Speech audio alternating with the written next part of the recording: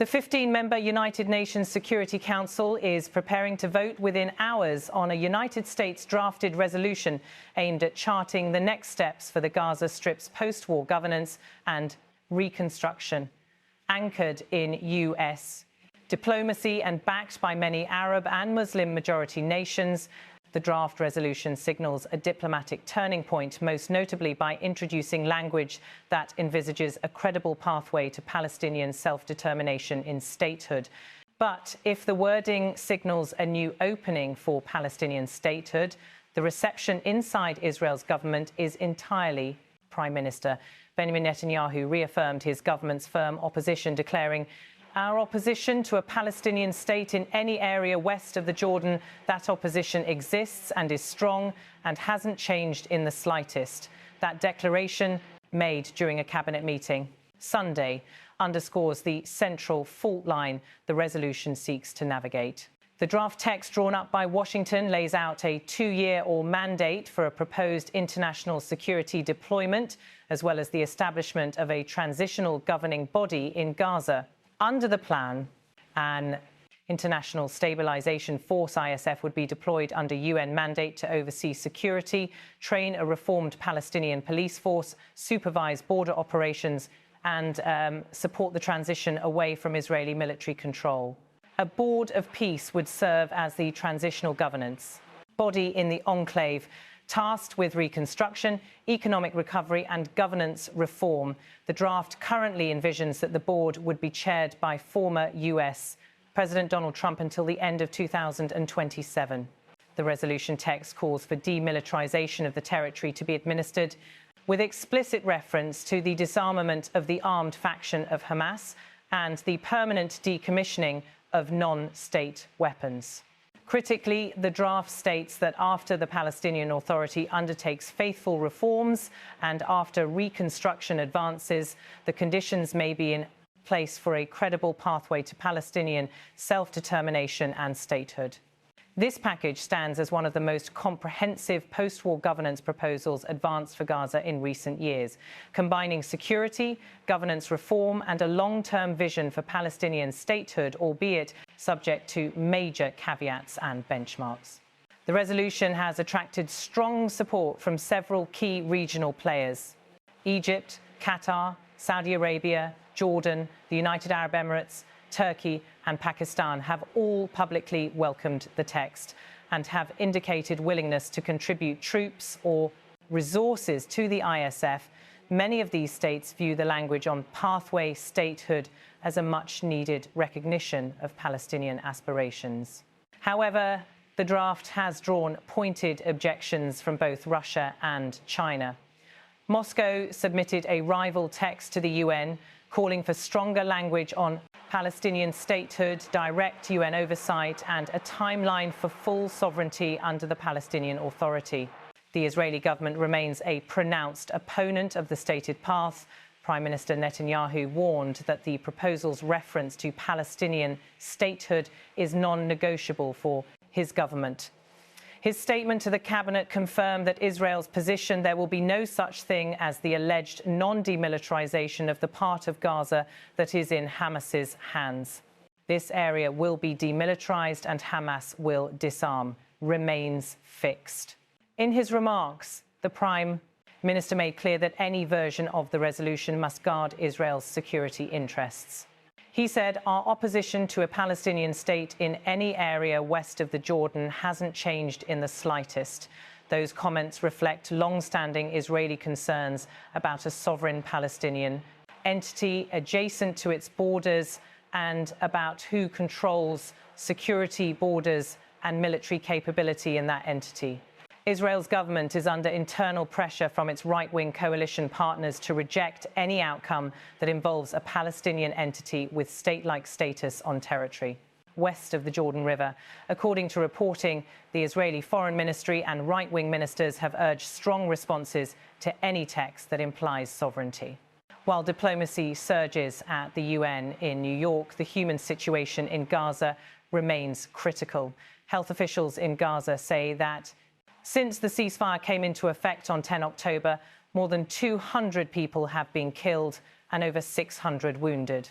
A spokesperson stated plainly, "We need clothes, food and water. We are dying and suffering every day and every hour." The draft resolution links the humanitarian imperative to governance and security. It tasks the ISF and Board of Peace with ensuring humanitarian corridors, reconstruction, logistics and service delivery. Yet, analysts warn that without clear commitments and troop contributions, the plan risks staying on paper. Several major questions remain unresolved. Mandate clarity: how many troops will the ISF number? What countries will contribute them?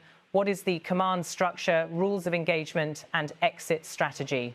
Timeline and benchmarks. The draft introduces benchmarks such as disarmament of Hamas, Israeli withdrawal, institutional reform in the Palestinian Authority. But critics ask, what happens if benchmarks are missed?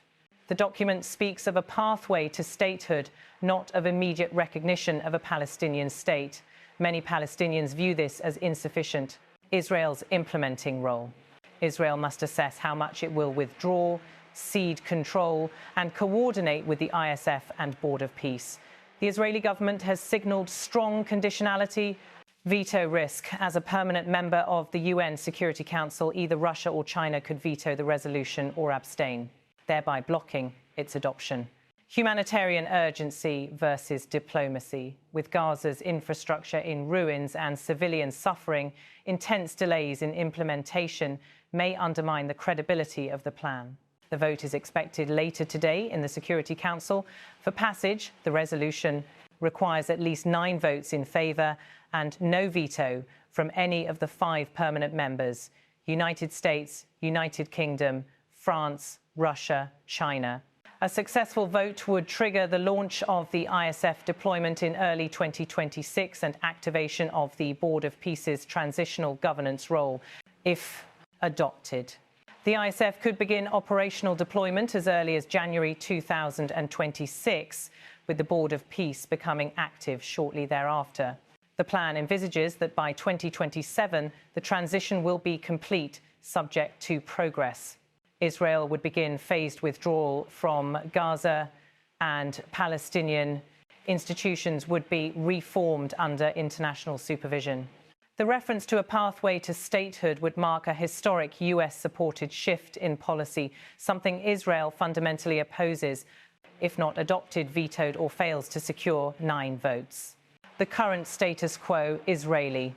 Military presence in large parts of Gaza, Hamas in control of parts of the enclave, a fragile ceasefire and breakdown in governance will continue. Diplomatic momentum may shift elsewhere, possibly to bilateral or multilateral initiatives beyond the UN Security Council. The humanitarian situation is likely to worsen without a new governance and reconstruction framework. This moment is significant for multiple reasons. It marks what appears to be a major US diplomatic pivot. For the first time, Washington has drafted language that explicitly recognizes a second pathway to Palestinian statehood in connection with the Gaza peace process.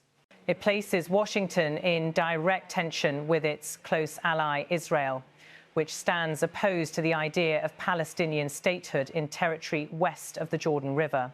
It tests the relevance and effectiveness of the UN Security Council in managing one of the most entrenched conflicts in the Middle East. The success of the ISF and the governance transition will rely heavily on troop commitments, funding, clarity of mandates, and operational leadership. It underscores the humanitarian urgency. Civilians in Gaza face acute shortages of food, water and shelter, and delays in governance and reconstruction deepen suffering regardless of diplomatic outcomes. It could reshape the architecture of post-conflict governance in one of the world's most volatile regions, a territory long subject to occupation, blockade and war. As deliberations run down toward a vote, the outcome remains uncertain. The draft resolution offers one of the most ambitious frameworks yet for Gaza: an International Stabilization Force, transitional governance, reconstruction plans, and a long-term vision for Palestinian self-determination. Yet the obstacles are formidable. Israel's unyielding opposition to a Palestinian state, Russia and China's potential veto powers, the absence of firm troop commitments and the sheer scale of destruction in Gaza all pose major risks to the plan's viability. For Prime Minister Netanyahu, the stakes are clear. Our opposition to a Palestinian state hasn't changed in the slightest.